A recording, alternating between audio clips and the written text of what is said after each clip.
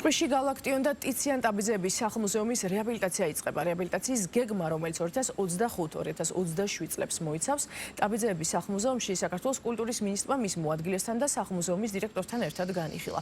პროექტის მიხედვით დაგეგმილია კულტურული მემკვიდრეობის ძეგლების, გალაქტიონ და ტიციან ტაბიძეების მემორიალური სახლების და დამხმარე ნაგებობების რეაბილიტაცია, ტიციან ტაბიძის ავარიული საექსპოზიციო დარბაზის დემონტაჟი და მის ადგილას ახალი თანამედროვე სტანდარტების შესაბამისი ფუნქციური საექსპოზიციო დარბაზის მშენებლობა, გალაქტიონ ტაბიძის საექსპოზიციო დარბაზის სარემონტო სარეკონსტრუქციო სამუშაოები, მუზეუმის ეზოს კეთილმოწყობა. განახლებული მუზეუმი ადაპტირებული იქნება შეზღუდული შესაძლებლობის მქონე პირებისთვისაც. იმყოფებით სოფელ ჭყვიში, გალაქტიონ და ტიციან ტაბიძეების სახლ-მუზეუმში, რომლის რეაბილიტაციაც იგეგმება საქართველოს კულტურის სამინისტროს მხარდაჭერით.